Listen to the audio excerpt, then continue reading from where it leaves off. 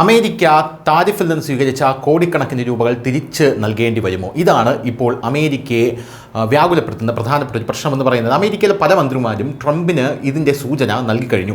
എന്താണ് വിഷയമെന്ന് നമുക്ക് നോക്കാം. പ്രധാനമായിട്ടും ഈ ട്രംപിൻ്റെ താരിഫിന് അമേരിക്കയിലെ പല പല കോടതികളും വലിയ തിരിച്ചടിയാണ് നൽകിയിരിക്കുന്നത്. ഈ താരിഫ് നിലനിൽക്കുന്നതല്ല എന്നാണ് അമേരിക്കയിലെ പ്രസിഡൻ്റായിട്ടുള്ള ഡൊണാൾഡ് ട്രംപിനോട് കോടതികൾ പറയുന്നത്. എന്നാൽ കോടതികളോട് തിരിച്ച് ട്രംപ് പറയുന്നത് ഈ താരിഫ് നിലനിന്നില്ലെങ്കിൽ അമേരിക്ക വലിയ രീതിയിലുള്ള സാമ്പത്തിക നഷ്ടത്തിലേക്ക് പോകുമെന്നുള്ളതാണ്. പോരാത്തതിന് 2008 അമേരിക്ക സാമ്പത്തിക മാന്ദ്യത്തിലേക്ക് പോകുമെന്ന് പ്രവചിച്ച അതേ സാമ്പത്തിക വിദഗ്ധർ തന്നെ ഇപ്പോഴും അമേരിക്ക സാമ്പത്തിക മാന്ദ്യത്തിലേക്ക് പോകുമെന്ന് പറയുന്നുമുണ്ട്. ഇതും അമേരിക്കക്കാരെ വല്ലാതെ അസ്വസ്ഥതപ്പെടുത്തുന്നുണ്ട്. പോരാത്തതിന് പണപ്പെരുപ്പം, തൊഴിലില്ലായ്മ, വൈദ്യുതി വലിയ രീതിയിൽ വില വർധനവ്, ഇതെല്ലാം അമേരിക്കക്കാരെ വലിയ രീതിയിൽ ചൊടിപ്പിച്ചിട്ടുണ്ട് എന്നുള്ളത് മറ്റൊരു പ്രധാനപ്പെട്ട ഒരു കാര്യമാണ്.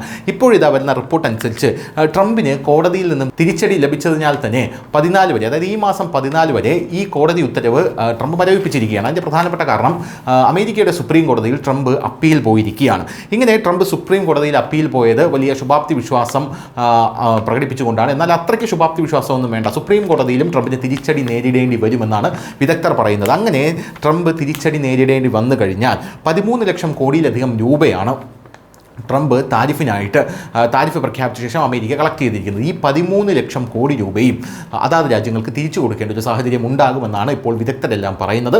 പക്ഷേ 50% ഇപ്പോൾ ആക്കിയിരിക്കുന്ന താരിഫ് സുപ്രീം കോടതിയിൽ കൂടെ ട്രംപിന് തിരിച്ചടി നേരിട്ടാൽ കുത്തനെ 15% വന്ന് നിൽക്കുമെന്നാണ് ഇപ്പോൾ വിദഗ്ധരെല്ലാം പറയുന്നത്. അപ്പോൾ ഈ 13 ലക്ഷം കോടിയിലധികം രൂപ അതാത് രാജ്യങ്ങൾക്ക് തിരിച്ചു കൊടുക്കേണ്ടി വരും. പോരാത്തതിന് ട്രഷറി സെക്രട്ടറി ആയിട്ടുള്ള സ്കോട്ട് ബെസന്റ് പറയുന്നത് 13 ലക്ഷം കോടിയല്ല, അതിൽ കൂടുതൽ തുക അമേരിക്ക ശേഖരിച്ചിട്ടുണ്ട് എന്ന് തന്നെയാണ്. അപ്പോൾ സുപ്രീം കോടതിയിൽ തിരിച്ചടി നേരിട്ടാൽ ട്രംപ് എന്താണ് പ്രയോഗിക്കാൻ പോകുന്നത് എന്നുള്ളതാണ് ഇപ്പോൾ എല്ലാവരും ചോദിക്കുന്ന ചോദ്യം. 1930 സ്മൂത്ത് ഹോളി താരിഫ് ആക്ടിലെ സെക്ഷൻ 338 ട്രംപ് പ്രയോഗിക്കാൻ പോകുന്നത്. ഈ സ്മൂത്ത് ഹോളി താരിഫ് ആക്ടിലെ സെക്ഷൻ 338 എന്ന് പറയുന്നത് ഏത് കോടതി വിധി വന്നാലും താരിഫ് പ്രഖ്യാപിക്കാൻ പ്രസിഡന്റിന് ബലം നൽകുന്ന അല്ലെങ്കിൽ അംഗീകാരം നൽകുന്ന ഒരു ആക്റ്റാണ്. ഇത് 5 മാസത്തേക്ക് ട്രംപിന് ഒരു ഇമ്മ്യൂണിറ്റി നൽകും. പക്ഷേ അത് കഴിഞ്ഞാൽ ട്രംപ് വീണ്ടും അപകടത്തിലാകും എന്നുള്ളതാണ് മറ്റൊരു സുപ്രധാനമായിട്ടുള്ള കാര്യം. News desk news India Malayalam.